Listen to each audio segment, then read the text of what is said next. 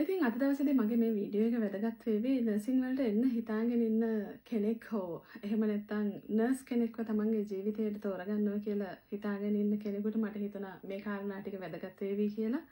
ඉතින් ඒක නිසා මම අද දවසේදී කතා කරන්නේ නර්සින් කියන වෘත්තිය තුළ තියෙන වාසි සහ අවාසි. වෘත්තියෙන් නොආ නර්ස් කෙනෙක් වුණොත් ඔයාලට ලැබෙන වාසි මොනවාද අවාසි මොනවාද කියන කාරණාව තමයි මම අද දවසේදී කතා කරන්නේ. ඉතින් අපි මුලින්ම කතා කරමු හැමෝම කැමති ඉන්න වාසි ගැන කතා කරන්න. ඉතින් ඒක නිසා වාසි ටික කතා කරලා ඉන්නකො. ඔයා නර්ස් කෙනෙක් වෙන්න තීරණය කරොත් ඔයා NTS එකකට සිලෙක්ට් වුණාට පස්සේ නර්සින් ට්‍රේනින් ස්කූල් එකේදී පළවෙනි මාසෙ ඉඳන්ම ඔයාට ලැබෙනවා සැලරි එකක්. කියන්නේ දීමනාවක් ලැබෙනවා. එතකොට මේක රුපියල් ලංකාවේ රුපියල් 35000කට 40000කට නියලි වගේ මුදලක් ලැබෙනවා. ඉතින් මේක ඇත්තෙන්ම නර්ස් කෙනෙක් විදියට ට්‍රේනින් පීරියඩ් එකේදී මේ ලැබෙන මුදල වටිනවා. ඒ වගේම ඒක වාසියක් විදියට අපිට සලකන්න පුළුවන්. ඊට පස්සේ අවුරුදු 3 කම්ප්ලීට් කරාට පස්සේ ඔයාට ස්ථිරපත් වීම ලැබුණාට පස්සේ දිගටම ඔයාට සැලරි ලැබෙනවා.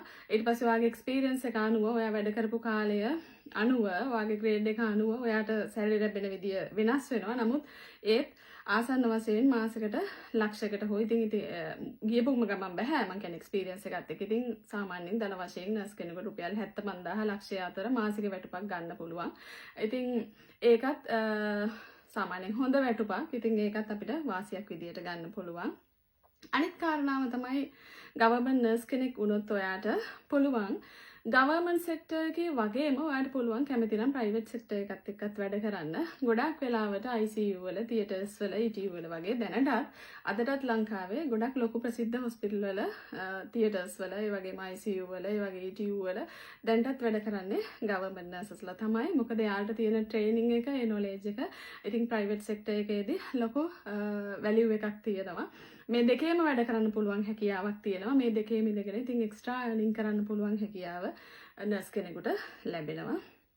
ඉතින් ඒ වගේම තමයි ඊට අමතරව කතා කරොත් තවත් ට්‍රේනින් තියෙනවා නම් ඒ කියන්නේ සාමාන්‍යයෙන් ඔයා ටබුන් කෙයා ට්‍රේනින් වගේ එහෙම නැත්නම් ඔයා ලැක්ටේෂන් යුනිට් වල වගේ ට්‍රේනින් තියෙන නර්ස් කෙනෙක් නම් ඔයාට පුළුවන් Tamanටම කියලා සෙන්ටර් එකක් දාගෙන වෙනම ඒ කියන්නේ ඔය ડોක්ටර්ස්ලා PP කරනවා වගේම ඊට පස්සේ නර්සස්ලාත් PP කරන නර්සස්ලා ඉන්නවා. ඒ කියන්නේ Tamanටම වෙනම සෙන්ටර් එකක් දාගෙන Tamanට විශාල ආදායමක් ගන්න පුළුවන් හැකියාවක් තමයි. ඇත්තටම ගවර්න්මන්ට් නර්ස් කෙනෙක්ට මේ අවස්ථාවල් තියෙන නර්සස්ලා ලංකාව තුළ දැනට ඉන්නවා. දැනට කරන අයත් ඉන්නවා. ඒ වගේම තමයි ඊළඟට ඔයාට නර්ස් කෙනෙක් විදියට ඉන්න අවශ්‍ය නැහැ. අනිවාර්යෙන්ම ඔයාට නර්සින් වලින් ඊට ඉහළට යන්න පුළුවන්. සිස්ටර් කෙනෙක් විදියට, මේට්‍රන් කෙනෙක් විදියට, ඒ වගේම තමයි ඔයාට ඇඩ්මිනිස්ට්‍රේටිව් සයිඩ් එකේ ගොඩාක් ඉහළ පොසිෂන් වලට යන්න පුළුවන් හැකියාවක් තියෙනවා ලංකාවේ නර්ස් කෙනෙක් වුණාට පස්සේ. ඉතින් ඒවා ඇත්තටම ලොකු වාසි. ඒ කියන්නේ ඔයා ඩිග්‍රී කරාට පස්සේ, මාස්ටර්ස් කරාට පස්සේ, ඒ තියෙන එක්සෑම් පාස් කරාට පස්සේ ඉහළට යන්න පුළුවන් හැකියාව ගොඩක්ම ඉහළට යන්න පුළුවන් හැකියාවක් තියෙනවා. ඉතින් ඒවා අපිට ඇත්තටම නර්සින් වල තියෙන නර්සින් ජොබ් එකේ තියෙන වාසි විදියට කතා කරන්න පුළුවන්. ඒ විතරකුත් නෙමෙයි ඔයාට ඇත්තටම නර්සස්ලාගේ අපි ගත්තොත් ගොඩාක් දුරට නර්සින් කියන තැනම රැඳෙන්න අවශ්‍ය නැහැ. මේ නර්සින් කියන දැනුම ලබා ගත්තට පස්සේ ලංකාවේ නර්සින් ඩිප්ලෝමා එකට ලොකු වැලියු එකක් තියෙනවා ජාත්‍යන්තරය තුල. මාසෙකට ලක්ෂ 10 15 20 ඊටත් වඩා earn කරන්න පුළුවන් හැකියාවක් තියෙනවා. ඔයා විදේශගත වුණොත් ඒ කියන්නේ කෙයාගිව කෙනෙක් විදියට හරි නර්ස් කෙනෙක් විදියට හරි ඔයා විදේශගත වුණොත් ඔයාට ඉහළම ඉල්ලුමක් තියෙනවා. මොකද ලංකාවේ දැනට තියෙන ලංකාවේ 3 years nursing diploma එකට ලොකු වැලියු එකක් තියෙනවා. ඉතින් ඒකත් අනිවාර්යෙන්ම ප්ලස් පොයින්ට් එකක් නර්සින් ජොබ් එකේ තියෙන. ඒ විතරක් නෙමෙයි ෆැමිලි වලට යන්නත් පුළුවන් හැකියාවක් තියෙනවා. හොඳ රටවල් වල යුරෝපියන් කන්ට්‍රීස් වල PR ගන්න පුළුවන් හැකියාවක් ෆැමිලි පිටින්ම ගිහිල්ලා ඒවයි අවශ්‍ය නම් ජීවත් වෙන්න හැකියාව. ඒ සියලුම දේවල් නර්ස් කෙනෙකුට ගන්න පුළුවන්. ඉතින් මේවා ඇත්ත වශයෙන්ම නර්සින් කියන වෘත්තිය තුල ලැබෙන වාසි. ඉතින් ඒ වගේම තමයි ගොඩක් වෙලාවට ඔයා නර්ස් කෙනෙක් වුණාට පස්සේ සමහරු නර්සින් තුලම රැඳිලා ඉන්න බලන්නේ නැහැ. තව දේවල් try කරනවා. ඉතින් අපි දැනට ගත්තොත් සමහර නර්සස්ලා ඉන්නවා ප්‍රයිවට් නර්සින් ස්කූල් ආරම්භ කරපු නර්සස්ලා ඉන්නවා. ප්‍රයිවට් නර්සින් කැම්පස් ආරම්භ කරපු නර්සස්ලා ඉන්නවා. එයාලගේ ෆවුන්ඩේෂන් එක ගත්තොත් ඇත්තටම එයා බේසිකලි එයා නර්ස් කෙනෙක්. නමුත් එයාට යාපු නොලෙජ් එක හරහා එයා ඉතින් එක තමන් යන්න කැමති ඉදිරියට යන්න කැමති අය එක ක්‍රම හරහා ගොඩාක් ඉදිරියට ගිහිල්ලා තියෙනවා. නමුත් අර මම මූලිකවම කිව්වා වගේ බේසිකලි යාලා නර්ස්ලා.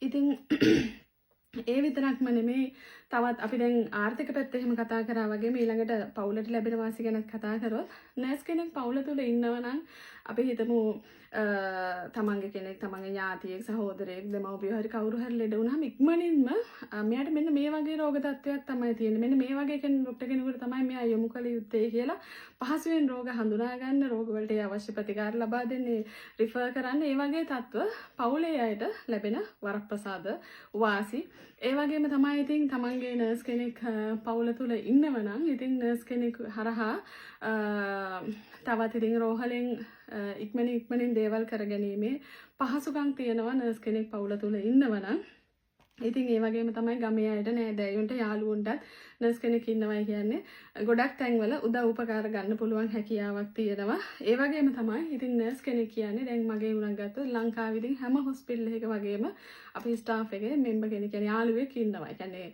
අපේ NTS වල හිටපු අපේ බැජ් වල හිටපු යාළුවෝ කොයි හොස්පිටල් එකට ගියත් අඳුරන යාළුවෙක් ඉන්නවා. ඉතින් මොන හොස්පිටල් එකකට ගියත් Tamanට අවශ්‍ය දෙයක් කරගන්න ඉක්මනින් පහසුවෙන් කරගැනීමේ හැකියාව නර්ස් කෙනෙක් වුණාම තියෙනවා. ඒ වගේම තමයි සමාජයේත් හොඳ පිළිගැනීමක් හොඳ ගෞරවයක් ආදරයක් ලැබෙනවා. ඉතින් ඒ කියන්නේ නර්ස් කෙනෙක් ඉන්නවයි කියන්නේ නර්ස් කෙනෙක් කිව්වහම නර්ස් කෙනෙක්ද කියලා අහුවහම Tamanට වටින කෙනෙක් විදියට සමාජය තුල දකිනවා. ඉතින් ඔය අද මම කතා කරේ නර්සින් වල තියෙන වාසි ටික තමයි. ඉතින් ඊළඟට අනිවාර්යෙන්ම කතා කරන්න ඕනේ නර්ස් කෙනෙක් වුණාම නර්සින් කියන එක අපිට වෘත්තියක් විදියට අපි කතා කරාට මේක සේවයක්. නර්සින් කියන්නේ මේක අනිවාර්යයෙන්ම මේක අර අටපහ ජොබ් එකක් නෙමෙයි. මේක පුදුමාකාර කැපකිරීම කරන්න තියෙන සේවයක්. ඉතින් මෙන්න මේ සේවය තුලදී ඔයාලට කොයිතරම් ඔයාලට අවාසි සිද්ධ වෙනවද කියන එක අවාසි සිද්ධ වෙනවද කියන කාරණාවත් මම දැන් කතා කරන්නම්. අනිවාර්යෙන්ම ඔයාට සමහර විට කිලෝමීටර් 250ක් 300ක් 400ක් ඈත රෝහලක වෙන්න පුළුවන්. ඔයාගේ රැකියාව ලැබෙන්නේ පළමු පත්වීම ලැබෙන්නේ ඒ තරම් දුර වෙන්න පුළුවන්. දුෂ්කර වෙන්න පුළුවන්. අති දුෂ්කර වෙන්න පුළුවන්. ඉතින් එහෙම වුණොත් පවුල තුල ඔයා සමහර විට සහෝදරියක් වෙන්න පුළුවන්, බිරිඳක් වෙන්න පුළුවන්, මවක් වෙන්න පුළුවන්. එතකොට මේ කිලෝමීටර් 300ක් 400ක් දුෂ්කර ඔයා රාජකාරී කරද්දී බොහෝ අත්‍යවශ්‍ය කටයුතු වල පවුල තුලදී ඔයාව පවුලේ අයට ඔයාව නැහැ. ඒ කියන්නේ ගොඩාක් අවස්ථාවන් වලදී සහභාගී වෙන්න හම්බෙන්නේ නැහැ. මොකද සීමිත නිවාඩු ප්‍රමාණයක් තියෙන්නේ. එතකොට ඉතින් මේ සියලුම පවුල තුළ අවශ්‍ය දේවල් වලට සම්බන්ධ වෙන්න හැකියාවක් නැහැ. දුෂ්කර රාජකාරී කරන්න ලැබෙනවා. එතකොට ප්‍රවාහන දීමනාවක් අපිට ලැබෙන්නේ නැහැ. එතකොට වෙනත් විශේෂ කිසිම දීමනාවල් මුකුත් ලැබෙන්නේ නැහැ. එතකොට තමන්ගේ සැලරි එක මේ යන්නේන බස් වලට බස් ගාස්තු විදියට මග වියදම් වලට ගෙවුනහම ඉතින් බොහොම සුළු මුදලක් වෙන්න පුළුවන් අතේ රැඳෙන්නේ. ඉතින් ඒක තමන්ට මේක අවාසියක්. ඉතින් නර්සින් ජොබ් එක තුළ තියෙන අවාසියක්. ඉතින් ඒ වගේම තමයි නයිට් ෂිෆ්ට් කරන්න තියෙනවා. සමහර විට මේක සතියට එකක් වෙන්න පුළුවන්, දෙකක් වෙන්න පුළුවන්. සේවා අවශ්‍යතාවය මත ඊට වඩා වැඩි වෙන්නත් පුළුවන් සමහර අවස්ථාවලදී.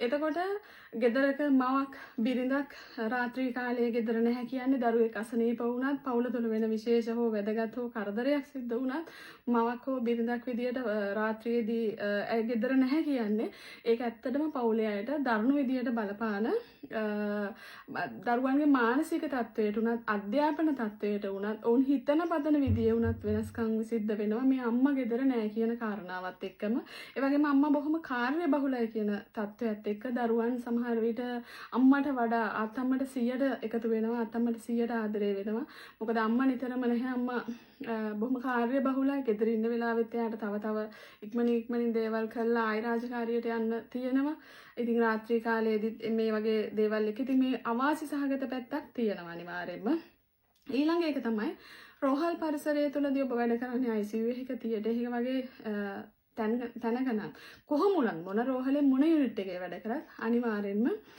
අතිශය ලෙස විස බීජ පිරුණු විස බීජම සම්පූර්ණයෙන්ම වඩ ඩීල් කරන්න තියෙන විස බීජත් එක්කම තමයි ඉතින් ඉන්ෆෙක්ෂන්ස් ඉතින් අනිවාර්යෙන්ම නර්ස් කෙනෙක් හෝ සෞඛ්‍ය ශාස්ත්‍රයේ කවුරු හිටියත් ගෙදරට විස බීජ යෑම වළක්වන්න බෑ. ඉතින් ගෙදර ඒ හරහා ලෙඩවීම ගෙදර අයට විස බීජ ලැබෙන එක නවත්තන්න බෑ. අනිවාර්යෙන්ම ප්‍රධාන අවාසියක් ඒක. ඉතින් කොරෝනා කාලේ මං හිතන්නේ ගොඩක් අය නර්ස් කෙනෙක් ඉන්නවා මේ හරියවත් ගියේ නෑ. ඉතින් ඒක තමයි අර්ථ කතාව. රෝහලේ හරහා ඩිරෙක්ට්ම ගෙදරකට විස බීජ මේ හැකියාවක් තියෙනවා. කොච්චර අපි ඒක ඉන්ෆෙක්ෂන් කන්ට්‍රෝල් කරත් ඒක අවාසියක් තියෙනවා අනිවාර්යෙන්ම. ඒ වගේම තමයි ප්‍රධානම මම කතා කරන්නේ නර්සස්ලට තියෙන අවාසියක් විදියට නර්සස්ලට තියෙන වර්ක් ලෝඩ් එකත් එක්ක අපි හිතුවත් රාත්‍රී කාලයේදී කියලා ඒක ෆයිල් එකක් එක්ක හරි පොතක් එක්ක හරි කරන්න තියෙන ගනුදෙනුවක් නෙමෙයි තියෙන්නේ පේෂන්ට්ස්ලා 50ක් 60ක් 70ක් එක රාත්‍රියේදී ඇවිද රෑ 1 2 3 වගේ වුණත් මහන්සි වෙලා ඇවිද එක්කෙනෙක්වත් මිස් වෙන්න දෙන්නේ නැතුව එක ලෙඩෙක්ගේවත් එක රෝගියෙක්ගේවත් එක ලෙඩකටවත් ප්‍රතිකාර වළක්වන්න බෑ නවත්තන්න බෑ සියලුම දේවල් සොයා බලමින් කටයුතු කරමින් අතිශය මහන්සි වෙන්න තියෙනවා වෙහෙසකාරී ඉතින් රැයක් එළි වෙනකන් අපිට වැඩ කරනවායි කියන්නේ ඊට පස්සේ ඒකල්ලත් ඉවර නෑ සමහරට ආයි මෝර්නින් ෂිෆ්ට් එකක් කරන්න වෙනවා පැය 18 වෙන්න පුළුවන් පැය 24 වෙන්න පුළුවන් එක දිගට නොනවත්වාම කරනවා. ඒ කියන්නේ අතිශය මේක ශාරීරිකව කායිකව මානසිකව අතිශය වෙහෙසටපත් වීමක් ලක්පත් වෙනවා. ඒ වගේම තමයි සමහර රෝහල් වල පරිපාලනය හරහා නර්සස්ලට මානසිකව දැඩි බලපෑමක් එල්ල කරනවා. මොකද ඒක මම අනිවාර්යෙන්ම මෙතනදී අවාසියක් විදියට සලකනවා.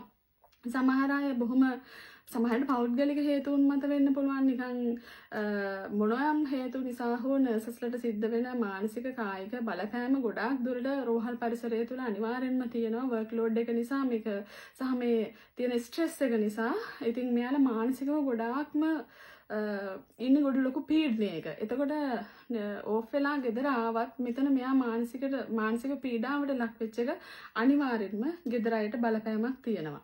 එතකොට ඒ මානසිකව තමන්ගේ පීඩනය පිට කරගන්න ගෙදර අය හරහා පවුල අය හරහා වෙන්න පුළුවන්. එතකොට තමන්ට ලැබුණු අපිට මෙයා මැරි කරපු කෙනෙක් නම් හස්බන්ඩ්ගෙන් අවශ්‍ය සහනය සැනසීම නොලැබුණොත් අනිවාර්යෙන්ම පවුල් ජීවිත වුණත් අතිශය විදියට අසාර්ථක වෙන්න හැකියාවක් තියෙනවා නර්සස්ලාගේ. මොකද තමන්ව තේරුම් ගත්ත තමන්ට සහනයක් වෙන්න පුළුවන් සැනසීමක් දෙන්න පුළුවන් හස්බන්ඩ් කෙනෙක් හරි පවුලේ අනිත් සමාජිකයන්ගෙන් සහයෝගයක් නොලැබුණොත් නර්ස් කෙනෙක් ડિප්‍රෙෂන් තත්ත්වයට පවා යන්න පුළුවන්. ඒ කියන්නේ ඒ වර්ක් ලෝඩ් එක හරහා ඒ ස්ට්‍රෙස් එක හරහා නිදි මැරීම හරහා සහ තමන්ට අවශ්‍ය නිවාඩු ලබා ගැනීමට ඇති අපහසුතා නිසා මෙවැනි කාරණා නිසා තමන්ව තේරුම් නොගැනීම නිසා තමන්ට මේ තත්ත්වය කියන්න කෙනෙක් නැතිවීම නිසා සහ පවුල තුලිනුත් පවුලේ රෙස්පොන්සිබිලිටි එක තමන්ට කරගන්න හැකියාව නොතිබීම තුලින් එය පත් වෙන මානසික අපහසුතා නිසා ඩිප්‍රෙෂන් තත්ත්ව වලට සමහර සූසයිඩ් කර ගැනීමට යන අවස්ථා මම නර්සස්ලාගේ මම අත්දැකලා තියෙනවා මගේ හිටපු නර්සස්ලා අතර. ඉතින් මේ තත්ත්වය නර්සස්ලාට නර්සින් වලින් ලැබුණු ඉතාමත් දුක්ඛිත අවාසි සහගත තත්ත්වයන්.